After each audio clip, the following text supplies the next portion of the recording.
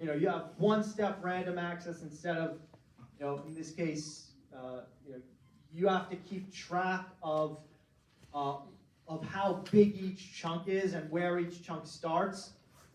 And when you delete something, you do have to update each chunk of where it starts.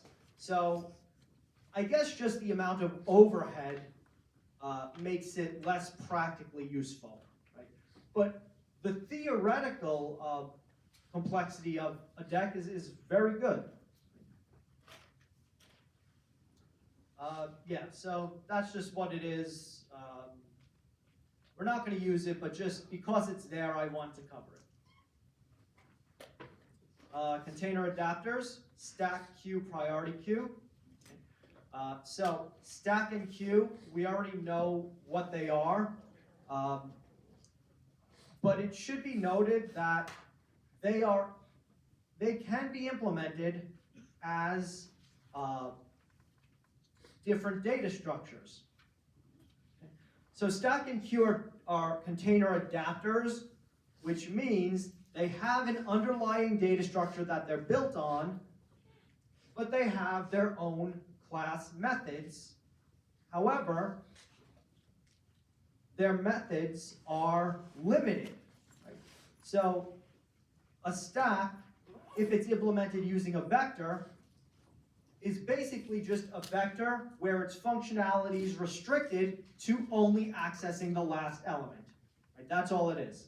You could also implement it using a deck or a list. A queue, same thing. Deck and list can both be used for a queue. Vector cannot be used for a queue because deleting from the front of a vector is not efficient. Right? So that's one difference between deck and vector, that you could, because you have those chunks, you could actually efficiently delete from either the end or back of a chunk. So that allows you to build a more efficient queue using a random access or somewhat random access data structure instead of list, which is not random access. So queue takes this underlying container and simply limits the functionality so that you can only either insert at the back or pop or erase from the front.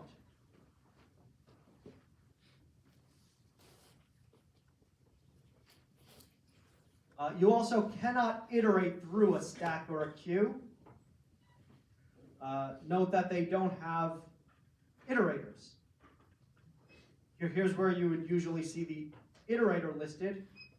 Right? There's none listed, right? So if something like a set, right? You see the iterator listed here under the member types.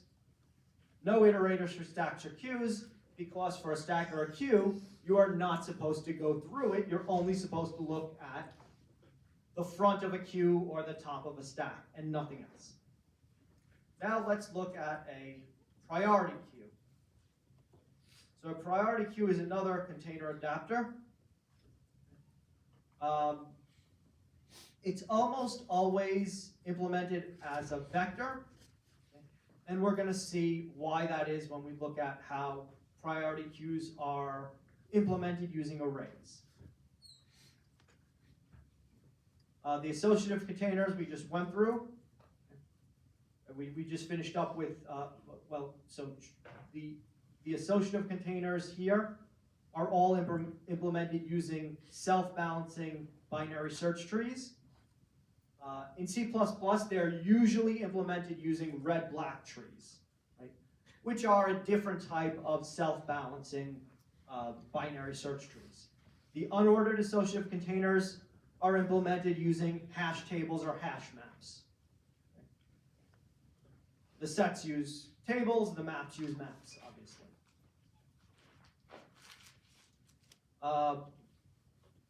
So maps use a key-value pair. Maps support the bracket operator. We talked about, or we saw how to use that in the homework. Right? The bracket operator for maps does a lot. Right? It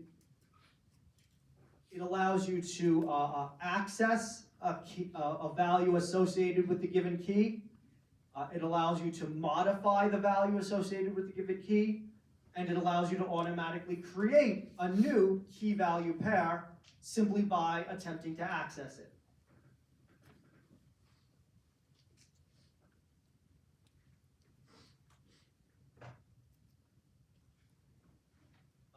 Multi-sets and multi-maps are like sets and maps that allow multiples of the same values. Multi-maps do not support the bracket operator. The reason for this is because multi-maps can have multiple key value pairs with the same key. So the problem with multi-maps is if you use the bracket operator, which value, if you have 4 copies of a key all with different values, which value are you referring to, right? So for multi-map, you have methods instead to return all key value pairs for a given key rather than just one, so you can't use the bracket operator. But we're not really going to use multi-maps.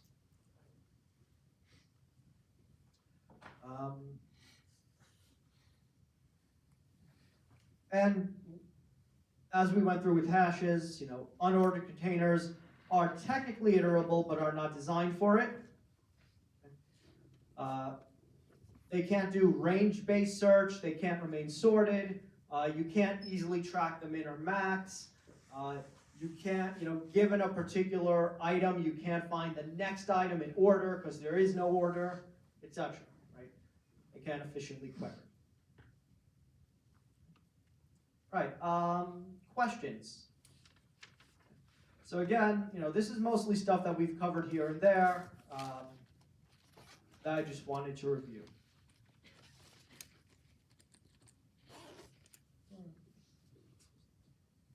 Okay, so now let's take a look at heaps. Okay. So heaps are often synonymous with priority queues. Technically, a priority queue is an abstract data type while a heap is a data structure. The difference is an abstract data type guarantees specific functionality but does not necessarily specify how it's implemented, while a data structure is the implementation. And there are situations where you might want a priority queue that does things that a heap is not good at. Okay? And we will actually see a couple of examples of that when we look at graphs.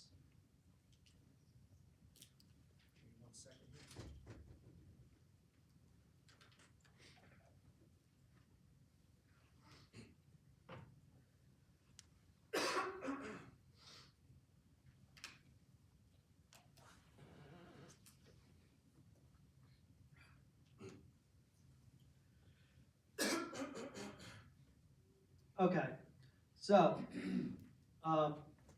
the functionality of a priority queue is that it's like a queue where you always take the first element, but a priority queue remains ordered by priority, where each element that you put in is going to have some priority listed, and you maintain the heap so that you always pop the next element with the highest priority.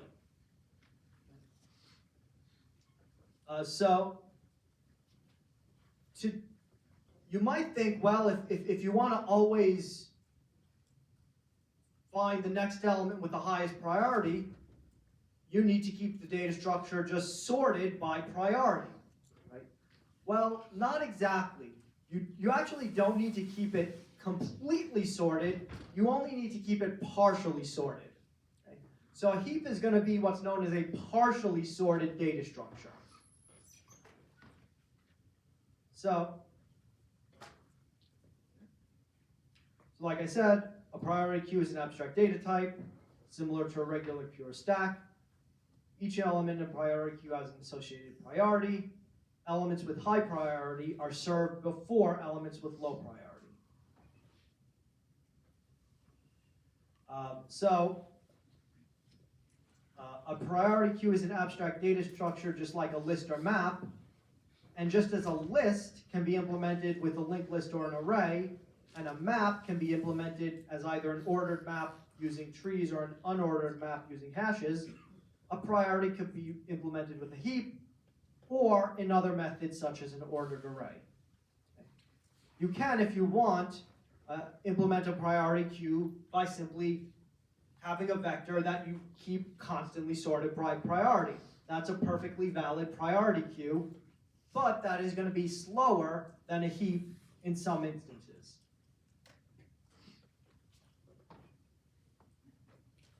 So let's look at the priority queue abstract data type.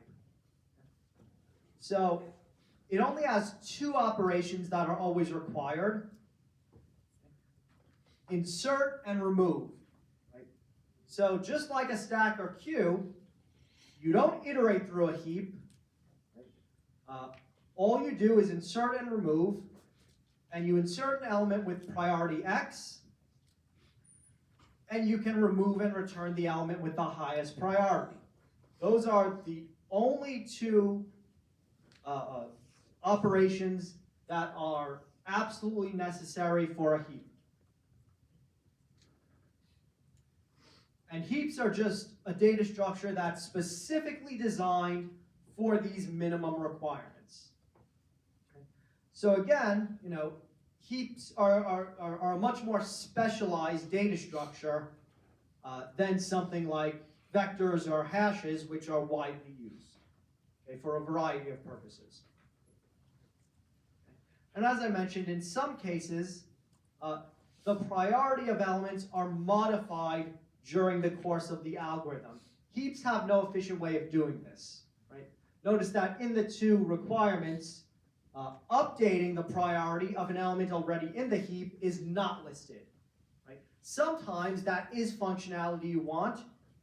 If that's functionality you want, the ability to modify the priority of an element already in the data structure, then a heap is not good for that, and we would need to use a different implementation of a priority queue.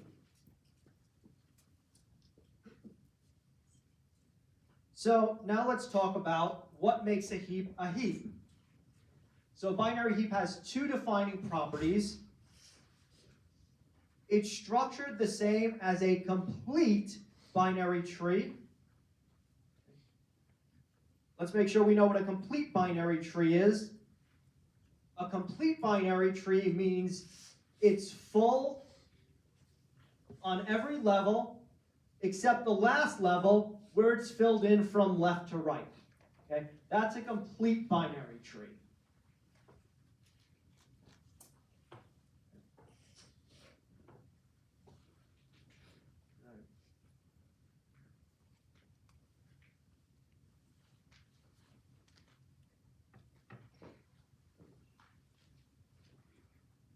And every node has a higher priority than its children. Okay? Thus, the root always has the highest priority.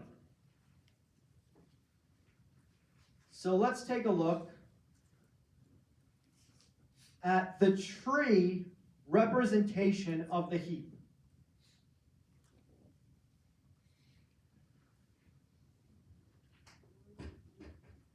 So here's an example of a heap.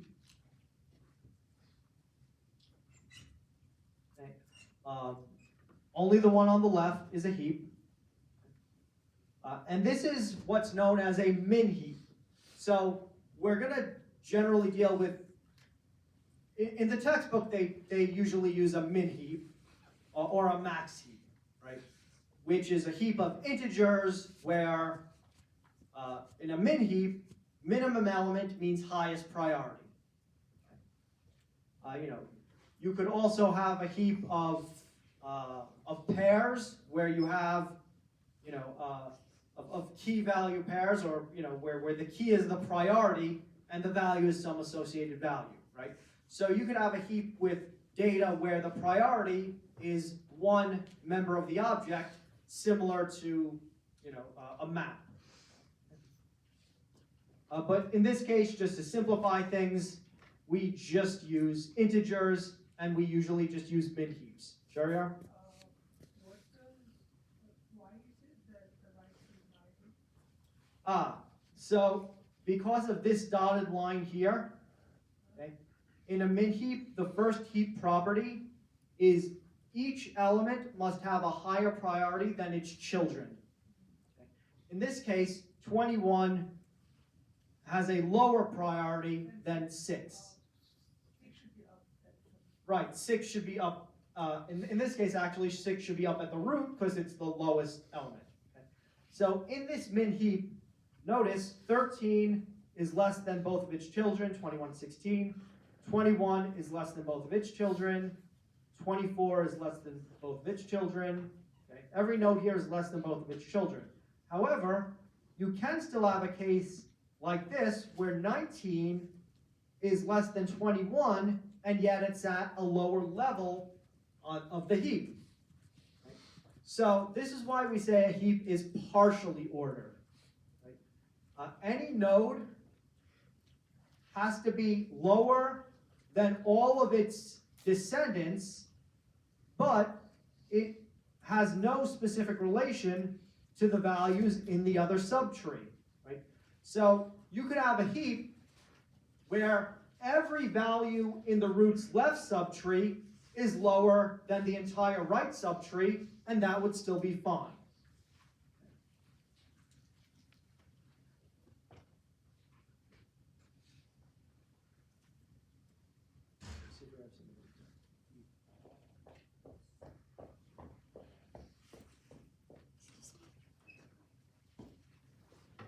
Now,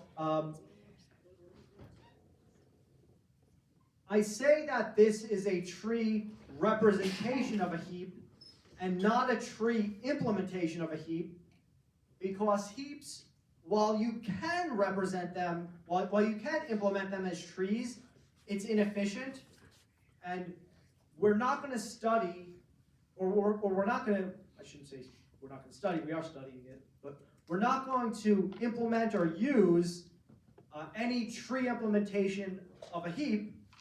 The C++ STL does not use a tree implementation of a heap. It uses an array implementation of a heap. Okay? So let's explain how this works.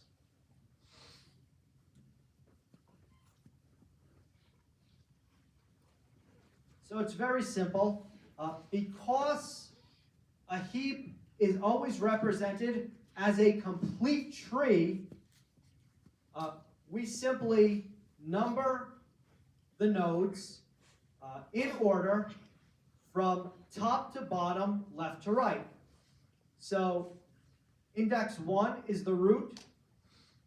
Index 2 and 3 are the first level.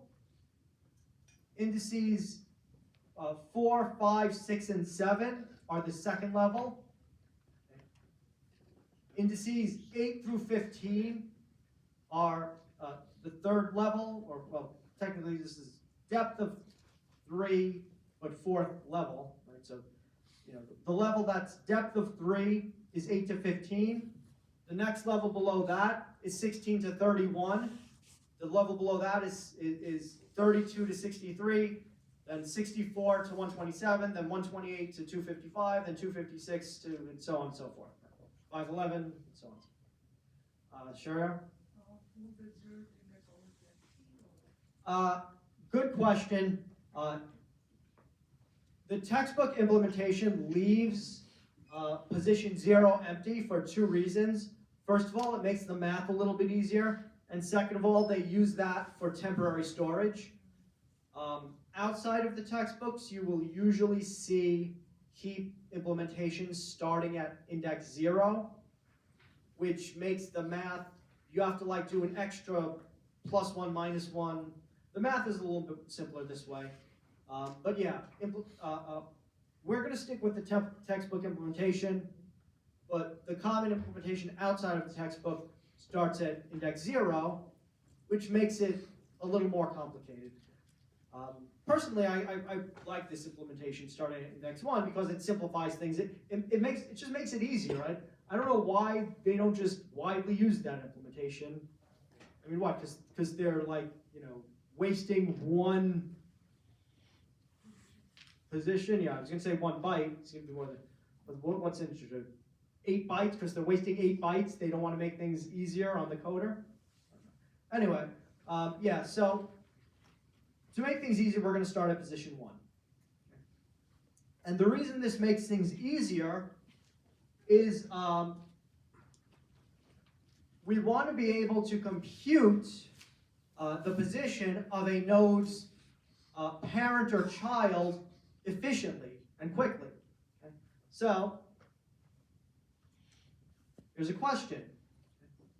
Given a node, given a node and its position, what is the position of its left child going to be?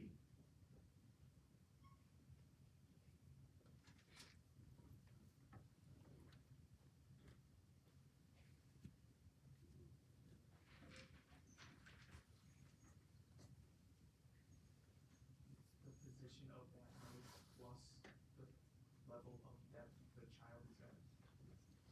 Not plus the level of depth. So, okay, so let's look at what we have, right? So we have 1, okay, 2, 3, 4, 5, 6, 7. Then we have 8, 9, 10. This goes all the way to 15. Then the next level would go from 16 all the way to 31. Michael? Just 2 times the position of the Yes, we double the position to find its left child, right? So note that B is here in position 2, its left child is in position 4. D's left child in position 4 is in position 8. C is here in position 3, its left child F is in position 6. So yeah, to get the left child, you just double the position. So then what do you do to get the right child? Enough? Double the position plus 1. And what do you do to get the parent? Arva? You would subtract 1 and then divide by 2. Do you subtract 1? It depends whether or not it's a left child or a right child. No, you just divide by 2 because Good. And right. So integer division by 2, right?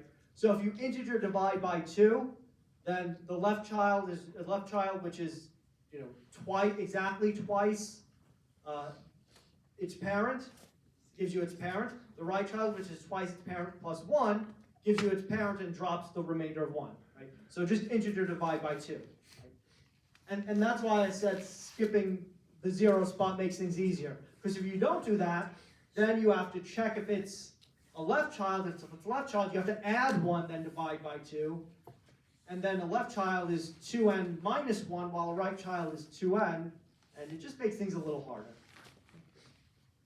But yeah, this way's nice and easy. Left child is double. Right child is double plus 1. Parent is integer divide by 2. That's it.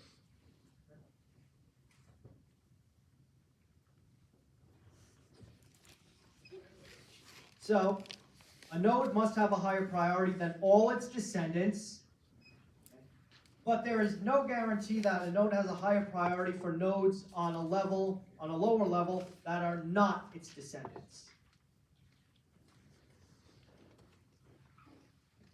So again, as an example here, this 19 is lower than this 21, even though it's on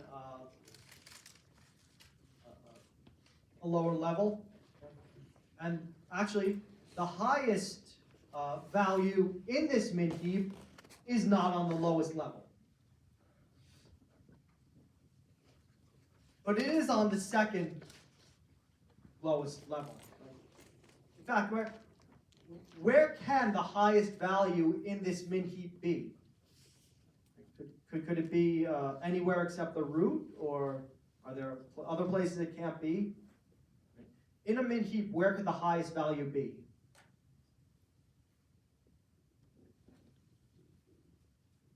Yes. Would it have to be like either on the lowest level or the one right above? Good. It would have to be either at the lowest level or the one right above, but not anywhere on the one right above, right? On the On the right side. Okay. Your name? Ludwig, yeah, right on the right, right? So there's a term for this, right? So one of these nodes or one of these nodes here, what's the term for that in the tree? A leaf, any leaf, right? So in a min heap, the maximum element must be at a leaf, because if it's not at a leaf, on a leaf, it has children, and its children would have to be higher than it, right? So it has to be on a leaf, but it could be any leaf, right? And notice that the leaves are either, on the left side of the lowest level and possibly on the right side of the second lowest level.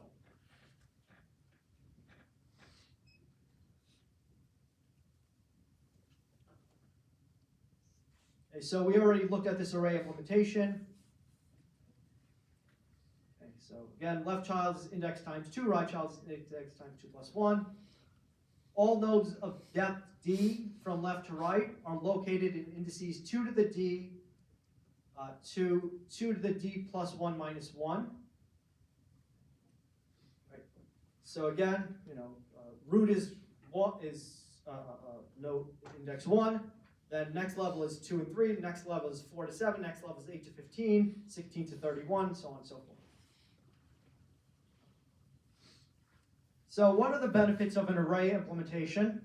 Okay. So, well, all of the same benefits of using a contiguous block of memory, right? I'm using random access memory over using dynamically allocated memory, right? So fewer memory allocations. You don't have to, allocate a new node every time you, insert a new value. Better cache efficiency, right? All of the same benefits of a vector over a linked list. Right? O of 1 to add a new element. This does not include fixing the heap, but it's still more efficient than the first step of inserting into an AVL tree. Right? So let's take a look at that, because we're going to have to go over how to fix the heap.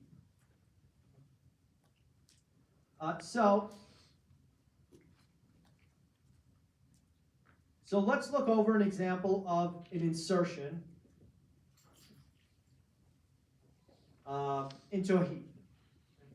So how do we insert into a heap? The first thing we consider is not the order property, but the structure property. Because we can't just put it at the top and let it filter down, because what if it filters down to what if we put in a really high number and it somehow filters down to being the right child of 68, right? Then there's a gap here, right? So we must preserve the structure property. So the way that we insert into a heap is we insert the element in the next index of the array, which would be the next node in order in the tree. So we insert it here to preserve the structure property, and then we fix the heap by moving the newly inserted item up until it's in its correct position. So this is called percolate up. So in this example, we insert 14. So we insert a 14 here. Now 14 is less than 31, so we need to move 14 up and 31 down.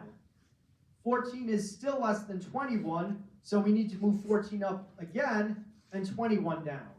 Okay. When we find the place where the newly inserted item should actually be, then we insert it there. Right?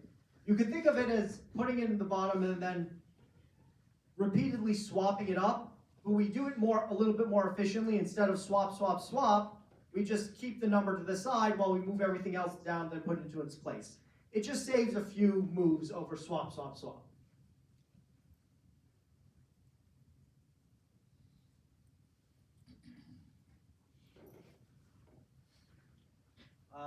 But note that at least that initial insertion into the last element of the heap here, when we're using a vector as O of 1, if we're using the tree implementation, we would have to first find this position. So we would have to do log n through the tree first before we insert it, and then back up, right? And also, how do we find this position? So I guess we would have to constantly keep track of the next child pointer to fill. And if we fill the right child, we then have to go around the tree to find the next node in order. Right? So it would be the node after the one that we just filled, both its children, right? It would get a little messy. Not terribly messy, but a little messy. Certainly more trouble than just plopping the next element on the back of this vector. We insert an element, we start it in position 11, and then just percolate up. And that's it.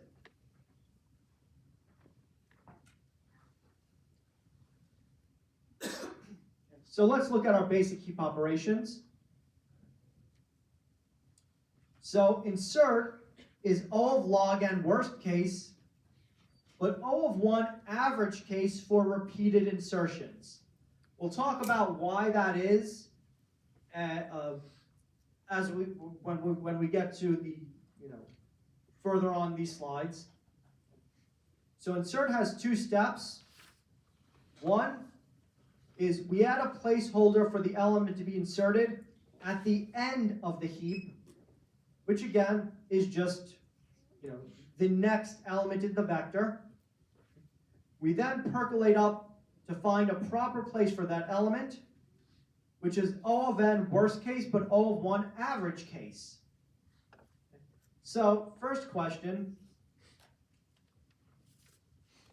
if we insert a random number into this heap, and by random I mean a random number that's in line with the values already in the heap. So assuming a heap is full of random numbers from some interval, we put another random number from that same interval into the heap.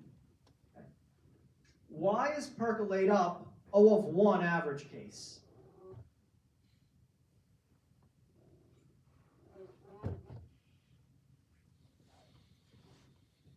So let's try to visualize like a big heap filled with all these random numbers from 1 to 1,000, right? We take another random number from 1 to 1,000. How far up is it likely to travel? And why?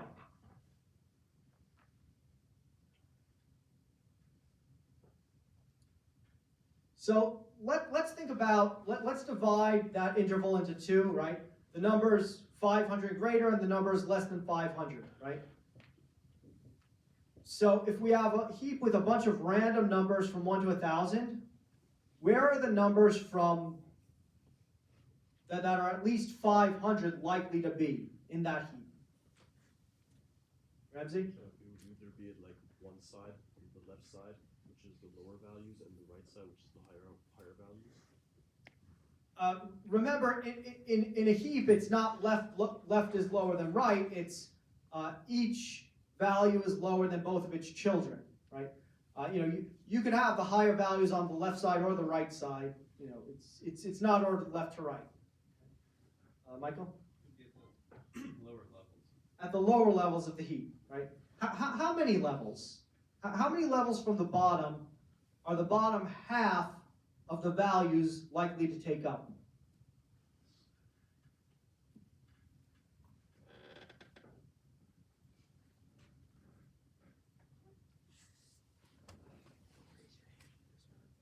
Let's try this out.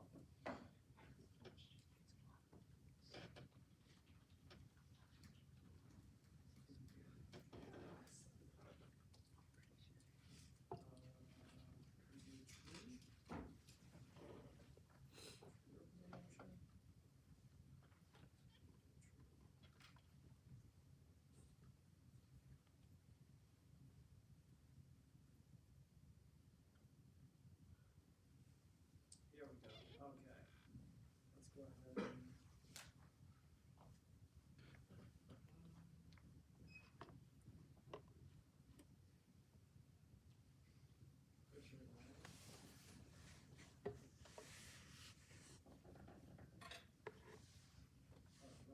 77.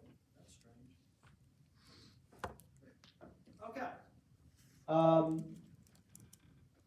Where are the bottom half of the nodes on this? Shanan? It's just one level, right? Keep in mind that of a complete tree, half of the nodes are leaves.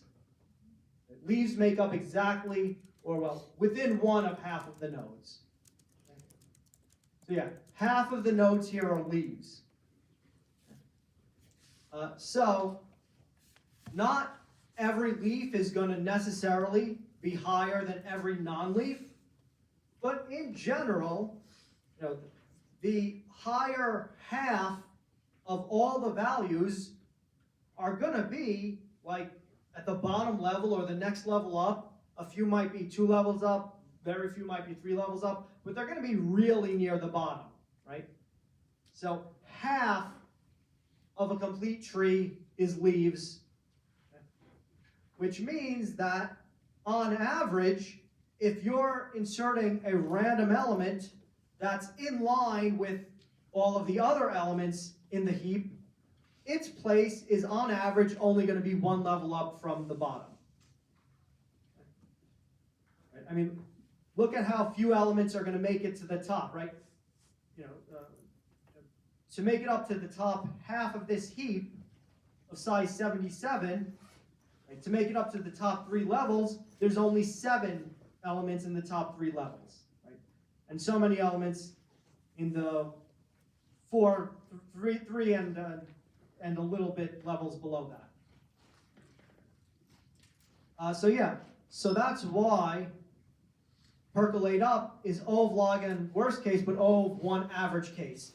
Very few random elements are going to make it to the top levels of that heap.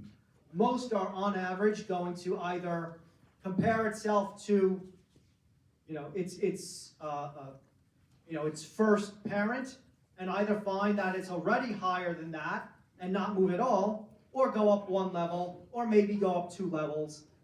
Increasingly few are going to go up more than that. What if we insert a very small value? Then it's going to be log n.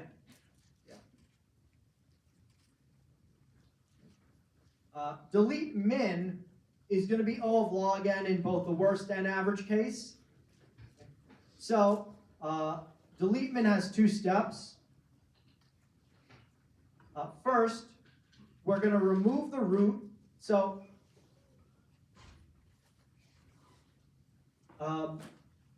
when we delete min,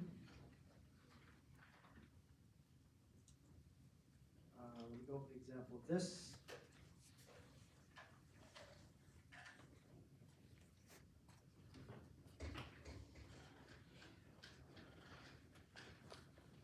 When we delete min, like an insert, the first thing we want to do is make sure we preserve the structure property. Okay. Now, if we just take the min out and percolate up from there, there's no guarantee that the 31 is going to move. Something else might percolate up. How do we guarantee that this last position is going to be freed up so that the heap can decrease by 1 in size, right? Well, the answer is we swap them, right? We swap this last element with the heap, and then we move that element, we swap this last element with the root, okay? So the 31 is going to go in this hole here, and then we percolate down. Okay? So we take the 13 out, we move the 31 into here, decreasing the size of the heap while maintaining the structure property, then we percolate the 31 down. But when we percolate 31 down, it's a little bit more complicated than percolating up, because when you percolate up, all you do is compare the nodes to the parent. If the node is less than the parent, you move it up, you move the parent down. In this case, though, you have 2 children. Which one do you swap with? Arva? The larger one, this is a min heap. Oh, the small. The smaller one, yes. Okay. Because of these 2 values, 14 and 16, to preserve the min heap property, the smaller one has to move up. Okay. So you look at 31, you see that, so basically out of this node and its two children, you find the smallest of those three. If the smallest is already the parent, you're done. If the smaller is one of the children, you move that child up. Okay? So you move this 14 up and move the hole down. Okay? So again, 31 is going in this hole. Again, you percolate down. 19 is lower than 21, so you move the 19 up, you move the hole down. Now, 31 is less than 65, but 26 is still less than 31. So again, you move this 26 up. And finally, 31 ends up in that leaf there. Now, keep in mind with delete min, the number that you're pulling and placing at the root is going to be one of the leaves, so it's going to be a large number, so it's likely going to percolate down to very near the bottom. So, delete min is going to be log n in worst case and average case. And in fact, almost every case. It's going to be a pretty rare case that you delete min, pull a leaf up to the top, and it doesn't go far down the tree. Right? That's going to be a strange case. Okay, so that is our time.